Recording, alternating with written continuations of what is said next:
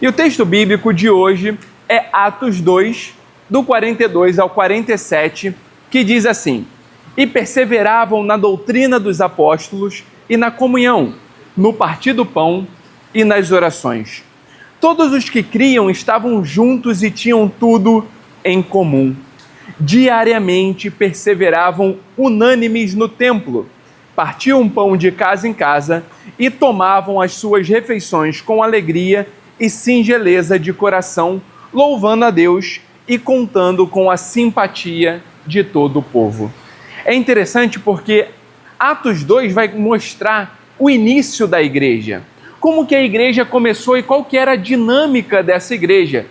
E mostra que essa igreja, ela começa com uma dinâmica de fundamento na palavra, fundamento nos ensinos apostólicos, fundamento numa boa doutrina, mas não só fundamentada na palavra, mas através da koinonia, ou seja, dessa partilha, dessa comunhão de mesa, dessa troca, dessa vulnerabilidade, desse momento de um partilhar com o outro seus sonhos, seus anseios, seus desejos, suas dores. Eles estavam no partir do pão e nas orações. Eles tinham tudo em comum. Eles partilhavam vida. Eles partilhavam aquilo que era fundamental para a sua caminhada. E a Bíblia vai falar que todos os que criam estavam juntos, tinha tudo em comum. O que vai mostrar esse texto é que a dinâmica da igreja é caminhar em comunidade, é caminhar junto, é partilhar experiências, é partilhar a vida. Diariamente perseveravam unânimes no templo, partiam pão de casa em casa, tomavam as suas refeições com alegria e singeleza de coração, louvando a Deus.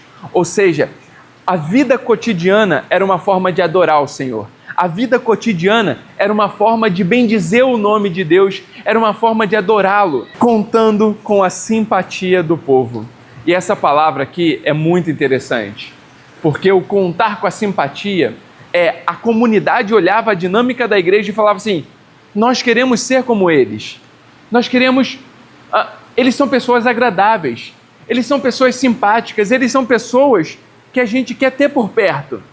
E a Bíblia vai falar que dia a dia o Senhor ia juntando aqueles que iam sendo salvos. Nessa dinâmica, a mensagem de hoje é pertencer de verdade. Essa questão da comunidade e da hospitalidade. Então vamos lá. Eu queria começar do seguinte modo. Eu quero que vocês pensem na sua última grande reunião social. Qual foi a última reunião que vocês tiveram? Talvez um churrasco em família no fim de semana, uma festa de aniversário, um happy hour da empresa, ou até mesmo um grupo que vocês participam, enfim. Qual foi o último evento que vocês participaram? Imagina, vocês estão lá, o som é alto, as pessoas estão rindo, os copos estão cheios, as notificações não param de chegar, conversa com um, acena para outro, conta uma novidade aqui, ouve uma piada ali. Externamente, você está conectado. Você faz parte da foto do grupo. Você pertence àquele lugar naquele momento. Mas e por dentro? Num flash de honestidade, uma pergunta incômoda surge. Quem aqui realmente me conhece? Tenta trazer isso para a sua vida. Nos grupos que você frequenta, com as pessoas que você faz parte, as comunidades que você transita. Quem realmente te conhece? Quem sabe das suas lutas silenciosas, das suas dúvidas sobre o futuro, daquela preocupação que te tira o sono? Voltando para esse ambiente onde tem um monte de pessoas, você olha ao redor e no meio de dezenas de rostos familiares, você pode sentir um profundo e desconcertante vazio. A sensação de ser um anônimo na multidão. Isso já aconteceu com você? Isso tem acontecido com você? Você se sente pertencente a algo? Ou apesar de ter vários amigos no Insta, no Face, apesar de participar de eventos sociais, você se sente só. Você se sente vazio, desconectado. Entenda o seguinte, essa solidão não é só sua. Ela é a solidão do século XXI. Nós estamos mais conectados do que nunca, mas nos sentimos mais sozinhos do que sempre. Vivemos em uma cidade vibrante, mas podemos passar semanas sem ter conversas que toquem a alma. E o mais doloroso é que isso pode acontecer até mesmo aqui, dentro da igreja. Às vezes a gente está vindo na igreja, mas a gente não se permite conhecer e se fazer conhecido. Às vezes a gente pode frequentar a igreja, mas a gente espera que o outro tome a iniciativa para conversar com a gente. A gente espera que o outro vá nos visitar. A gente espera que o outro ligue. Mas qual foi a última vez que você ligou para se importar com alguém? Qual foi a última vez que você se dispôs a ir visitar uma pessoa? Qual foi a última vez que você ligou para um membro da igreja e falou assim, viu, vamos tomar um café? Estou sentindo a sua falta. Poxa, esses dias eu pensei em você e eu queria que a gente tivesse um tempo para oração, que a gente tivesse um tempo de partilha. É interessante porque nós protestantes, nós acreditamos no sacerdócio universal. O que isso quer dizer? A gente não crê que exista um sacerdote ungido. Não é o pastor, igual, por exemplo, a Igreja Católica acredita no padre como uma figura com acesso maior, por assim dizer. Ele é o sacerdote e as pessoas são comuns. Elas precisam de um intermediador para confessar os seus pecados, para falar das suas lutas. Mas nós protestantes não acreditamos nisso. Nós acreditamos que a mesma unção que eu tenho é que a Paulinha, o Tiago, a Cris, o Luiz e qualquer um de nós aqui tem.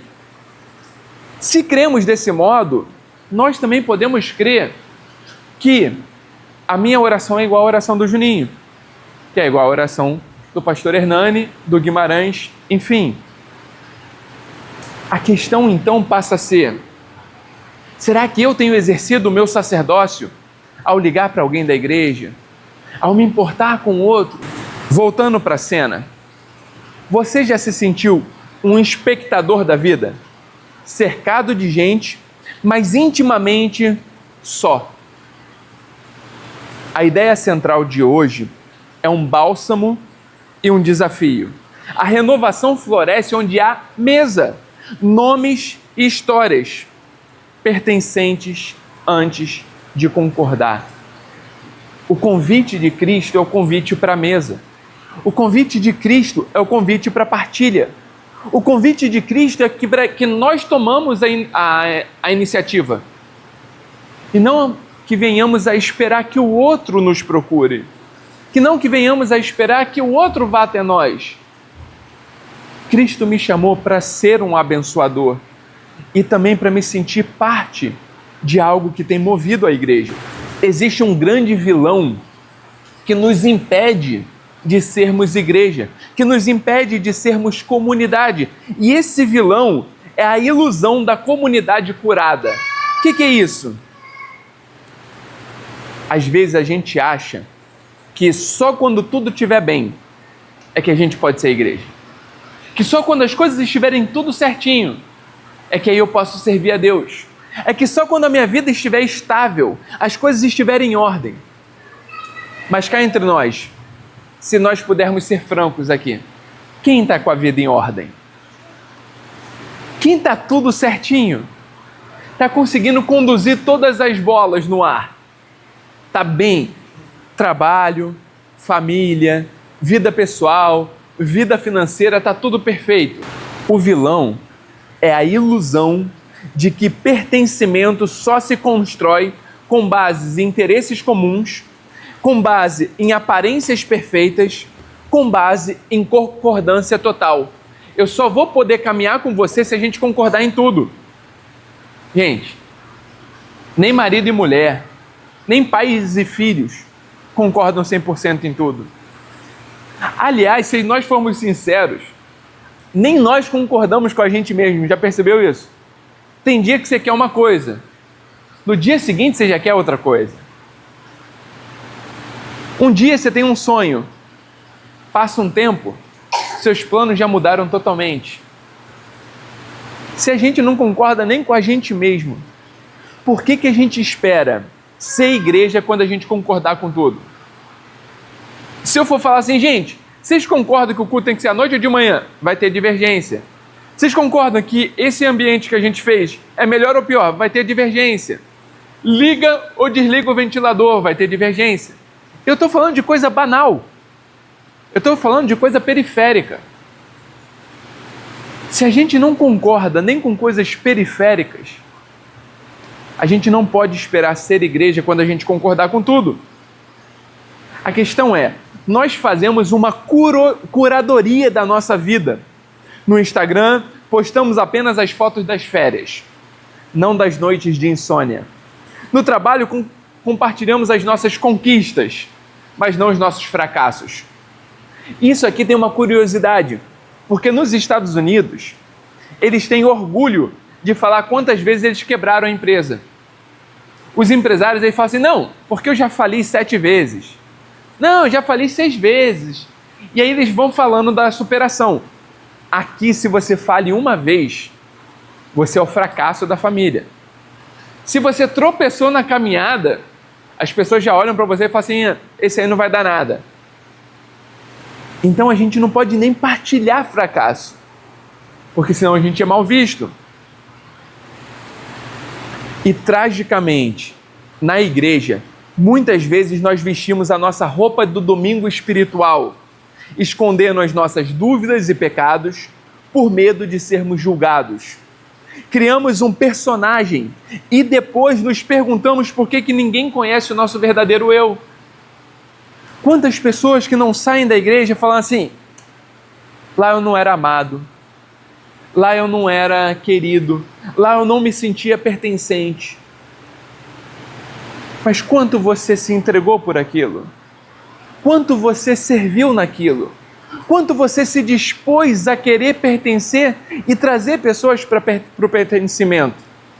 Eu estava conversando com um pastor amigo e eu falei assim, a gente está pensando em alugar um espaço para a gente ter um momento de café melhor, uma recepção mais aconchegante, tal. Aí ele falou assim, Tiago, sabe como que a gente faz aqui na nossa igreja? A gente não tem ministério de recepção. Eu falei, como assim? Ele, não, a gente põe o café na entrada da igreja, porque todo mundo fica em volta do café e um vai recepcionando o outro. Um vai dando as boas-vindas para o outro e todo mundo vai conversando. Cada um traz uma coisinha e a gente come junto. Eu falei, nossa, como que há 12 anos de pastoreio eu nunca pensei numa coisa dessa? Eu achei isso fantástico. Por quê? Porque é ser igreja em volta da mesa. O vilão da comunidade curada, ele vende 3 mentiras para o nosso coração. A primeira mentira é a mentira da comunidade é afinidade. Eu só posso me conectar com pessoas que pensam como eu, que votam como eu e que têm o mesmo estilo de vida que eu. Isso cria bolhas de eco na comunidade bíblica. Por quê? Eu entendo o seguinte, Deus coloca pessoas divergentes para que aquilo que nos ligue não seja conta bancária, não seja hobbies comuns, não seja ideologias congruentes, mas que seja Cristo. E é interessante da comunidade cristã, que é a comunidade onde as pessoas são mais diversas possíveis, e que se não fosse por Cristo, essas pessoas nem cruzariam os olhares na rua. O Evangelho tem esse poder. Quando a gente olha para a Bíblia, a gente vê escravo e senhor convivendo no mesmo grupo e um chamando o outro de irmão. A gente vê numa época onde a mulher era considerada posse do marido, ocupando o lugar de liderança no meio do povo. A gente vê numa comunidade, numa época totalmente patriarcal, Paulo escrevendo para a igreja dizendo assim, marido, ame a sua mulher como Cristo amou a igreja e a si mesmo se entregou por ela. A gente vê na igreja que antes povos que viviam em conflito e guerra, agora se chamando de povo, de corpo, de família, de irmãos. Isso não existe em nenhum outro clube, isso não existe em nenhuma outra comunidade, porque o que nos liga é muito maior do que as nossas divergências periféricas. A segunda mentira é que comunidade é evento. Ir ao culto de domingo é o suficiente. Isso nos torna apenas consumidores de um programa religioso, não membros de um corpo vivo. O convite é para a gente ser igreja no dia a dia. Esses dias eu estava conversando com o Juninho, eu estava meio chateado com uma série de questões, e aí o Juninho me lembrou de algo. Ele falou assim: Tiago, sabe o que eu gosto da Porto? É que as pessoas que estão lá, elas estão lá porque elas se sentiram família. Elas se sentiram pertencendo a algo. E essa é a essência do Evangelho. E aí ontem Deus deu mais um bálsamo para o meu coração. Eu não sou muito bom para receber elogios. Mas aí o Tiago falou: Tiago, o Tiago falou: Tiago, tá? Queria te agradecer porque a Porto está mudando a minha forma de enxergar. Poxa, o Evangelho tem me transformado e tal. Quando alguém me elogia, eu já fico assim: Eu sou meio ruim para esse negócio. Mas o que Deus foi falando ao meu coração? Família. E família está um caminhando com o outro, está um servindo o outro. Essa é a dinâmica que o Evangelho quer fazer na nossa vida. Essa é a dinâmica do reino. A gente não tem que participar de um evento. Domingo é fundamental, é o dia do Senhor. É o dia que a gente se reúne como igreja. Mas não tem que parar no domingo. Domingo tem que ser a prioridade para o abastecimento. Mas eu posso ser igreja quando eu saio daqui. Quando eu sou disperso pelo mundo, no meu trabalho, com os meus amigos, com o meu cotidiano, com as pessoas que transitam pela minha vida. Mas para isso eu preciso entender a igreja como pertencimento. Mas seguindo, a terceira mentira é a mentira que vulnerabilidade é fraqueza. Se eu mostrar as minhas lutas, eu serei um fardo ou eu serei rejeitado. Isso nos impede de experimentar a graça que flui justamente na confissão e no arrependimento. Gente, Tiago, no capítulo 5, vai falar: confessem os seus pecados uns aos outros e orem uns pelos outros para serem curados. Muito pode, por sua eficácia, a súplica de um justo. Sabe o que isso quer dizer? Que nós só seremos igreja quando nós tivermos a coragem de sermos vulneráveis. Quando nós tivermos a coragem de contar os nossos pecados, de falar das nossas lutas, de falar das nossas dores. É que a gente vive uma dinâmica achando que a gente vai encontrar a igreja perfeita, uma comunidade perfeita com pessoas perfeitas. A bem da verdade é que isso só vai acontecer na eternidade. Até lá, se você encontrar algo muito bom, é porque provavelmente está mascarando algo. Porque nós somos imperfeitos. E por sermos imperfeitos, a gente vai tropeçando no pecado um do outro. E aí quando um vai cair, o outro segura pela mão e fala assim: viu? Tenta dar mais 2 passos, a gente cai junto daqui a pouco. Aí quando os 2 vão cair, chega um terceiro e fala assim: não, vamos um pouquinho mais. Essa é a comunidade. O teólogo alemão Dietrich Bonhoeffer, em seu livro Vida em Comunhão, ele diz que quem ama mais o seu sonho de comunidade do que a própria comunidade cristã, torna-se um destruidor de toda comunhão. Buscamos uma comunidade idealizada, curada e perfeita, e desprezamos a comunidade real, falha e bagunçada que Deus nos deu. Gente, Deus te colocou numa igreja imperfeita, porque Ele olhou e falou assim: perfeito você não é. Porque se você estivesse no nível de perfeição, você estava na glória. já estava desfrutando da presença dele, você nem precisava de Cristo. Se você precisa de Cristo, é porque você precisa de um resgatador, de um salvador. Mas seguindo, a igreja ela não é um clube social. Igreja, em sua forma mais pura e revolucionária, o que nos une não é classe social, não é preferência política, é o Espírito Santo e a obra de Cristo. Perceba os fundamentos da igreja de Pentecostes, o fundamento da igreja primitiva. Primeiro, é o fundamento da verdade. A Bíblia fala, e eles estavam na doutrina dos apóstolos. O pertencimento não era baseado no, poxa, eu estou sentindo algo. Poxa, eu quero ter um arrepio. Eu quero ter uma catarse. Eu quero ter um momento de arrebatamento psicológico e espiritual. É na verdade sólida do Evangelho. Eles aprendiam juntos quem Deus é e o que Deus faz. O problema é que muitos de nós estamos buscando algo que dê coceira nos ouvidos. A gente está buscando algo que mexa com o nosso emocional, que nos dê um arrepio, que nos faça fechar os olhos e sentir.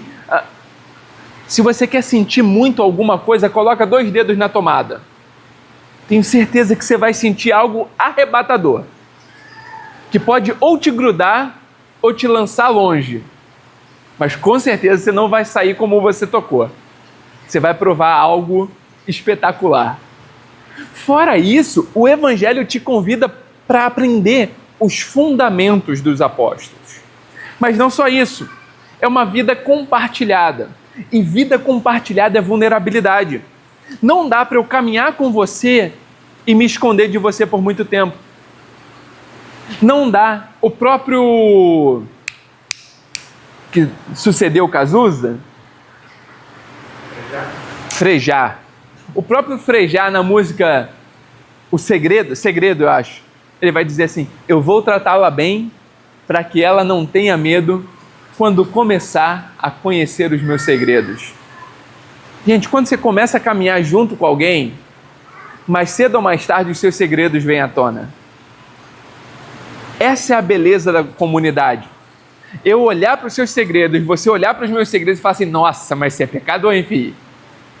Aí você olha e fala assim, eu conheço os seus, você não está melhor que eu, não. Então vamos caminhar junto. Eu tenho a teoria que se um pudesse entrar e ler a mente do outro, a gente fala, você pensa isso? Que coisa feia. Aí o outro fala, mas eu estou lendo os teus pensamentos também. Não está muito melhor que os meus, não. Nós somos o que Isaías falou no capítulo 6. Eu sou um homem de lábios impuros e habito no meio de um povo de impuros lábios. A nossa diferença é que nós vimos a glória de Deus. E é isso que nos transforma. Essa palavra grega para comunhão, koinonia, significa muito mais do que tomar um café. Significa parceria, participação, partilha de vida. Isso envolve tempo, recurso e um compromisso radical uns com os outros. A koinonia desfaz o individualismo. A koinonia nos chama para ser corpo, para ser povo. E uma outra solução para combater essa comunidade curada é a centralidade da mesa, que é o partir do pão em casa. Aqui está o coração da hospitalidade. O lar se tornou uma extensão do templo. A mesa, um altar de comunhão. Ao redor da mesa, eles não apenas comiam, eles se lembravam de Cristo, compartilhavam histórias, oravam uns pelos outros e deixavam de ser anônimos. Na mesa, você aprende o nome e a história do outro. Aqui no culto, vocês são passivos, são ouvintes. Num grupo pequeno, ao redor da mesa, vocês são discípulos, porque nós partilhamos uns com os outros. Nós abrimos o coração, nós partilhamos histórias, choramos e oramos, nos alegramos e celebramos. Esse é o convite de Cristo para nós. uma partilha de mesa, uma vulnerabilidade. Mas também o terceiro ponto é o do coração grato. É a alegria e singeleza de coração. Isso não era um fardo, era uma celebração. A comunidade não era mais um item na lista de tarefas, mas a expressão vibrante da nova vida que receberam de Cristo. É aquele negócio. Antes, eu não tinha lugar à mesa, em nenhuma mesa. Eu podia sentar com outros, mas eu não me sentia parte. Em Cristo, eu tenho um propósito que é muito maior do que meramente viver e sobreviver. Em Cristo, eu sou chamado para fazer parte da criação e da renovação da criação. Cristo me chama para que, por meu intermédio, o reino venha. Eu não trago o reino nas minhas mãos, mas eu sou um anunciador do reino. Eu sou um proclamador do reino. E à medida que eu sirvo, Deus me usa para que o reino seja estabelecido na terra. Esse é o poder do Evangelho. E é isso que faz o nosso coração ser grato. Aplicando isso para nós, o que isso significa para nós, Baixada Santista 2025, com o Rafaelzinho no fundo?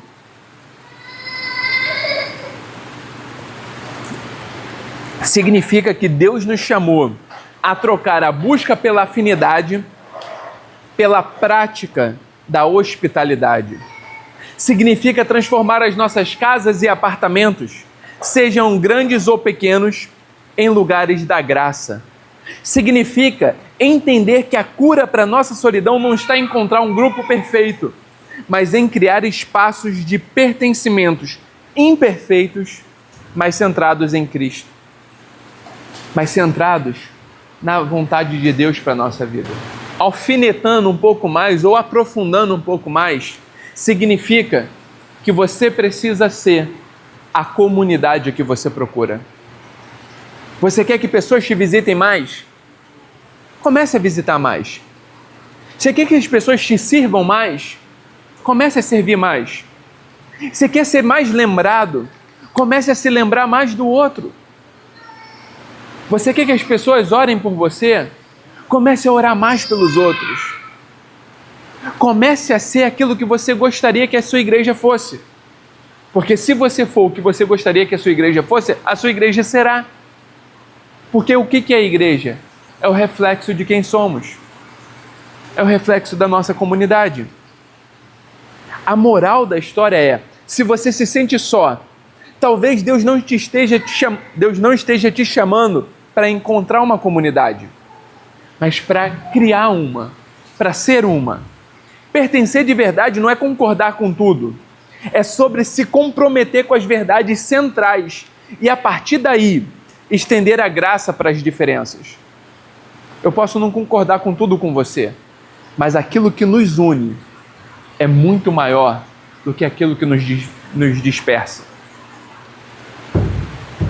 É saber que somos unidos pelo sangue de Cristo, não pelas nossas opiniões. Mas sabe o que é o pior? Parece que hoje os grupos ideológicos, eles são muito mais unidos do que a igreja. Parece que qualquer coisa nos faz dividir, enquanto aquilo que é muito mais fundamental do que uma ideologia de esquerda ou uma ideologia de direita, que é a verdade do Evangelho, isso deveria conduzir a nossa vida. Mas vamos lá então. Como que a gente consegue colocar isso em prática? Eu quero trazer para vocês 3 convites simples, mas que eu entendo ser poderoso. Primeiro, o convite para você abrir a sua mesa. O maior inimigo da hospitalidade não é a falta de espaço, é a busca pela perfeição. Não espere ter a casa perfeita, ter a comida perfeita, fazer os doces igual os da Paulinha. O convite é para compartilhar a vida, não para impressionar. O desafio prático é, esse mês, convide uma pessoa, um casal, uma família da igreja para uma refeição simples na sua casa, um macarrão, uma pizza ou até um café. Apenas abra a porta. Não espera ser convidado para ir na casa do outro. Abra a sua porta para que eles venham até a sua casa. Tiago, mas a minha casa é simples. Eu tenho certeza que é mais chique do que a casa dos primeiros discípulos de Jesus. Pode ficar em paz, com certeza o é. O convite é para que você comece a tomar as iniciativas para ser igreja, para ser comunidade. Eu trouxe algum tempo atrás uma pesquisa de que 82% ou 86%, alguma coisa assim, das pessoas aceitariam vir na igreja se fossem convidadas, mas apenas 2% dos cristãos o fazem. É por isso que Jesus disse: a seara é grande, mas falta trabalhadores para a seara. O segundo convite simples e poderoso é: aprenda um nome e uma história. No próximo domingo, ou melhor, nesse domingo, hoje, resista aí à tentação de ir às pessoas que você já conhece. Olhe ao redor, escolha alguém que você não conhece bem. Aproxime-se dessa pessoa, pergunte o nome e faça perguntas abertas como: como foi a sua semana? Me conta um pouco da sua história. Seja um colecionador de nomes e histórias, não de contatos para network. Partilhe vida. E o terceiro e último convite: pratique o pertencer antes de o concordar. Identifique alguém do nosso meio com quem você sabe que tem divergências. Criação de filho, política, gosto, enfim. Nessa semana faça duas coisas. Uma, ore por essa pessoa pelo nome e encontre uma maneira de servi-la ou honrá-la. Um elogio sincero, uma pequena ajuda. Mostre que a nossa comunidade em Cristo é mais forte do que as nossas diferenças. Não é para você chamar essa pessoa para discutir política, criação de filhos ou alguma outra coisa assim. É para você ser igreja com essa pessoa. A renovação que Deus tem para nós não é solitária. Ela floresce em solo comunitário, regada pela hospitalidade, aquecida pela graça, para que possamos ser uma igreja onde ninguém mais se sinta anônimo entre nós. Era essa a mensagem. Se nós começarmos a ser igreja, o poder de Deus vai atuar em nós e através de nós. E o reino vai se expandir e Deus será glorificado. Vamos orar?